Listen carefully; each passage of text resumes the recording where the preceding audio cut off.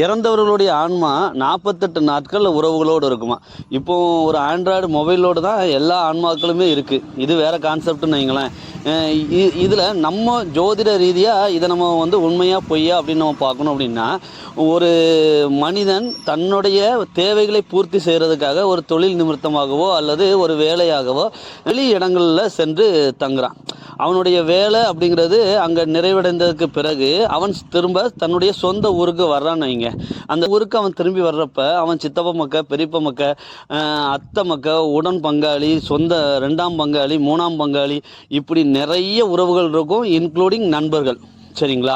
அப்போ இதே போன்று தான் ஒரு ஆன்மா அப்படிங்கிறது இந்த பூமிக்கு ஒரு வேலை நிமித்தமாக அவன் பிறவி வினை காரணமாக இந்த பூமிக்கு வருதுங்க.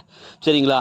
அந்த பூமிக்கான அந்த நிகழ்வு, அந்த பணியானது நிறைவு பெறும்போது அந்த ஆன்மா இந்த பிரபஞ்சத்தை விட்டு வெளியேறி விடுகிறது.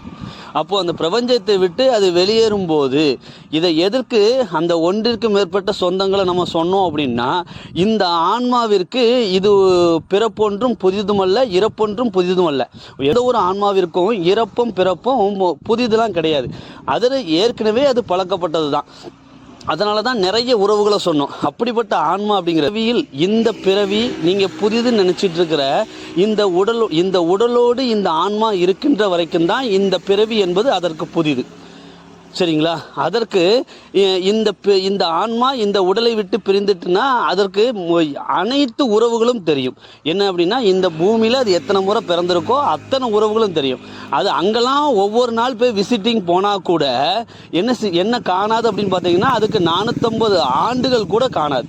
கர்மாவானது முழுவதுமாக நிவர்த்தியான அந்த புண்ணிய ஆன்மாக்கள் என்பது மட்டுமே நம்மளுடைய முன்னோர்களாக நம்ம திருநெல்வேலி சைடில் சொர்லையாண்டவராகவும் பெண் தெய்வங்களாக பேச்சியம்மனாகவும் இசக்கியம்மனாகவும் வழிபடப்படுகிறது. தவிர்த்து மற்ற ஆன்மாக்கள் அனைத்துமே இன்ஃபினிட்டியாக நாம் என்ன செய்கிறோம் அப்படின்னா, பூமியில் பிறந்து அந்த மீண்டும் பிரபஞ்சத்தோடு கலப்பதற்கு முயற்சி செய்து அங்கே தகுதி நீக்கம் செய்யப்பட்டு மீண்டும் இந்த பிரபஞ்சத்திற்குள் பிறக்கிறது.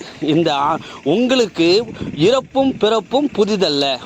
நீங்கள் தேர்ந்தெடுத்த அந்த உடல் என்பதுதான் அங்கே புரியுது.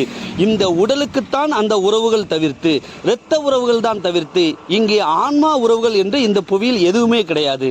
இதை ஒரு சிறந்த புரிதலோடு நீங்கள் உணர்ந்துக்கணும்.